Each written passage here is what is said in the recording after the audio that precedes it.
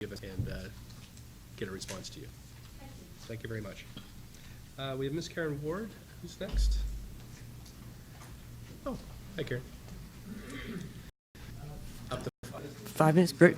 Thank you. Thanks very much for the opportunity to speak today about what I'm describing as contradictions between VPD policy as it pertains to the downtown east side, and particularly around harm reduction and the array of services in the neighborhood, and in particular, the significant and troubling unhoused residents of the city.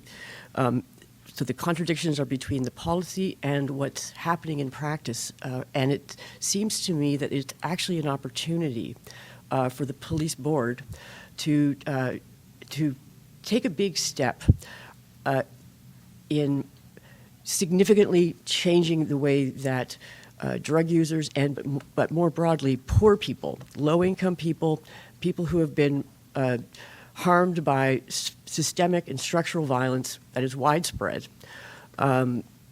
to put an end to a cycle that is, we have seen, causing a lot of death and a lot of harm and despair.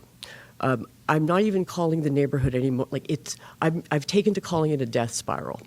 You can't get out. People are trapped in a cycle of both criminalization, and it's not about arrests at all. Let me be clear. It's about a way of being. It's about a way of how people have been ground down by a wide set of circumstances, and then by the time individuals find themselves like on Hastings Street with a pile of stuff, or with a pile of stuff they're trying to sell or live in or what have you, and it's being confiscated and they're being moved along. The fact is they're already at the end of the road and they have nowhere else to go. So then they perhaps aren't, as policy states, you're not arresting, people aren't being arrested for drug possession, for simple possession. And that's important, and that's a brave step to take and to state clearly. However, people are being given bylaw tickets. They're being moved, and they're being moved along without record, without anything documented, and they have nowhere to go. And that's why we find them the next morning behind a dumpster dead. That's why when simply their stash is confiscated or seized, and we know that we have through an FOI request, like 1,400 pages of small substance seizures from the beginning of 2017 to March 2019, 50,000 different incidents. Each one of those, if it's a personal amount, that person is that much more desperate and will do that much more crime. We'll be robbing, parking meters. We'll be stealing from a store. We'll be stealing from their friends at this point. I've never seen people stealing from their friends the way I do now. And that's heartbreaking, and it's indicative of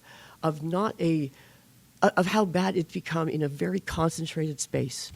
So I want to be as productive as I can in these 5 minutes I have.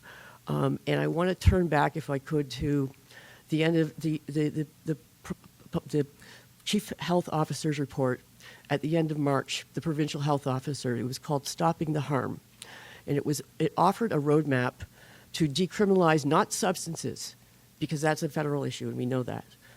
It's not about substances, it's about people. And this is very important, because once someone is criminalized, and it's not necessarily drug use or mental illness or homeless, it's about poverty. It's about the desperation and the point at which people do anything. And it doesn't matter anymore to them what they do. And that's why that's the spiral, because there's no way out, and the people know it, so they don't care. So there's no enforcement that'll change that.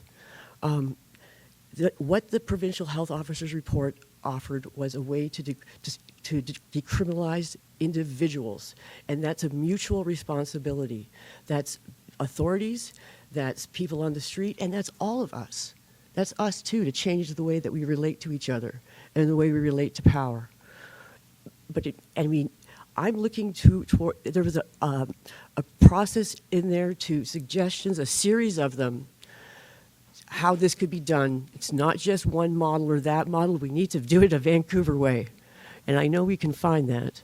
But part of the core of that, those recommendations from the medical officers' recommendations was to let's take this suggestion and have the conversation it was a recommendation to the provincial cabinet. It was a recommendation to the government to engage public health and public safety and have that conversation in a real and serious way that we need to do to save lives. So I'm here today to urge the police board, to urge the Solicitor General, to urge the provincial government to please, we need to have this conversation, because the way that people are criminalized at this level, when they're this desperate, it's affecting the ability of service providers and doctors. Doctors are being told that they are, how could you can't do a safe supply, you're just like a drug dealer. And this has become a catch-22 that's really, really injurious. Thank you. Yeah. Goes fast.